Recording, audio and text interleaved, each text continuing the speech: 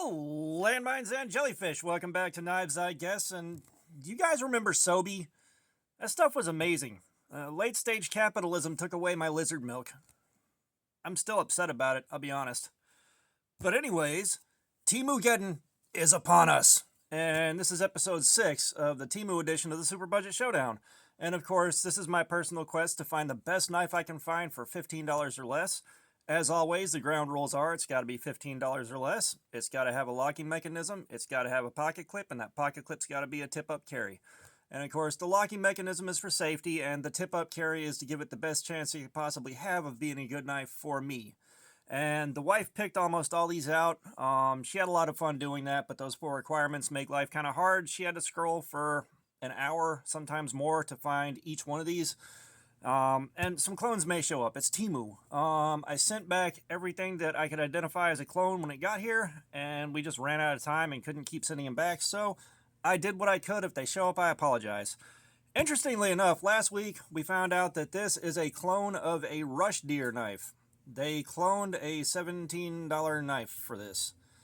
Granted, we paid $4 for it, I found out. $4 for this knife, but still, someone went to the effort of cloning a $17 knife.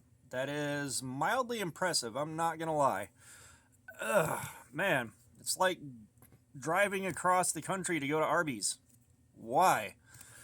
But this week we're going in on this Browning branded knife. I'm not 100% sure it's actually a Browning, but I did carry this all week, and let's get down into it. So you got out of the box. The first real problem is this scale right here isn't fully tightened down. It's really proud, and you press it down, it sits flush, but you let it go and it pops back up again. So that's the first real quality issue that showed up, and out of the box, I liked the factory edge once I saw what it was. I had concerns about this digging in right here, and, it looked like other than that, the quality of life should have been pretty good with it. And I carried this in the waistband for a week, and there were 1 or 2 days where it kind of rubbed a very, very, very mild hot spot. Like there was a mild amount of discomfort.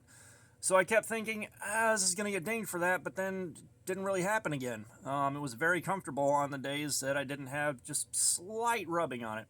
That may have been due to the position of the knife in relation to my belt. That may have been how tight the belt was. I don't know. But I'm not going to ding it for that because obviously there was some user error on that part of it. Now, it went into and out of the waistband really easily. I didn't have a lot of problems with it catching the belt and hanging up on that on the way in. And withdrawing it from said waistband was also quite easy. Nothing really hung up or grabbed. It did really good in that department. And cutting saran wrap off of pallets, of course. I've said it before, but for the new guys, when you're cutting saran wrap off a pallet, when you go through the multiple layers wrapped around the middle, a decent edge will cut pretty easily. When you get to that single layer on the bottom, however, if you have any edge problems, they will show up. And this thing, it did all right. Like out of the box, it wasn't one of those edges that, cut through it like you were cutting through water, but it did a decent job. And I didn't really get to use it for a lot besides that at work, so it stayed decent. The ergos on it, they're okay. Let's flick the bean. You got an assisted opener that started off a lot gummier and slower than it is now, but it's been breaking in slowly and getting a little better over time. And, it served very well as a daily carry knife. It did a really good job there. And Cardboard Slayer. I went in and I did 300 cuts. I had high hopes for this thing, and I wanted to see just where the edge would start degrading. And it started off with a good edge. Clean cut on copy paper. It shaved. It did everything right in that department. And let's see what we have left after 300 cuts. I'm going to get this wrong, guys. We know this is going to be a problem.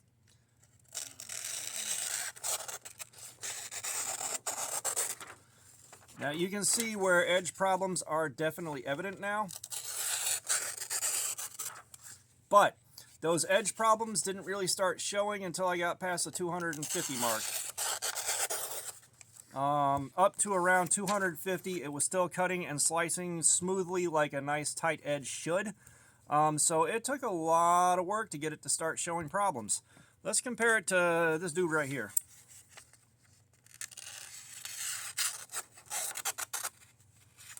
Yeah, so after 300 cuts, it's still doing better than the reigning champion. You know, they're pretty comparable as far as how well they handled those 300 cuts. So, you know, and again, I'm becoming less and less impressed by these high numbers. This is also, though, making Cardboard Slayer quite tedious. Let's grab some newsprint and see where our problems are on that.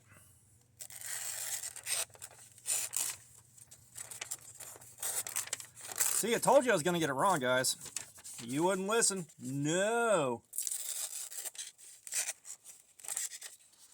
Okay, you know what, forget this. So the newsprint it's still doing perfectly fine on, but the copy paper is really where the edge problems start becoming visible, and you saw like it is definitely a rough cut now. And of course, we're not shaving off anything except dead skin cells at this point.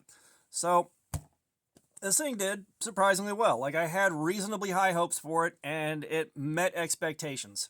It didn't really exceed them because, you know, this is something where when you look at it, you kind of know what you're going to get.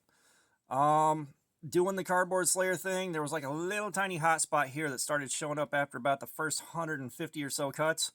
And a lot of it was holding it like this to push through cardboard, and this rubbed a little bit, and then holding it like this.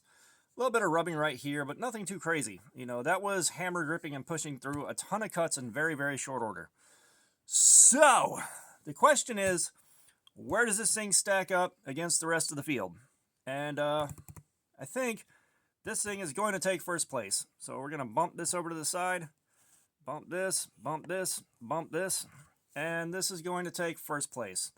This did the same number of cuts as this thing did. And of course, I'm less impressed by that number than I was to start off with, but more comfortable, better carry, better geometry for general use, everything. Like this thing, it did a lot of cuts, but it also had, you know, enough shortcomings that I really wasn't excited about keeping this in first place, but, you know, it earned it. It still did a good job.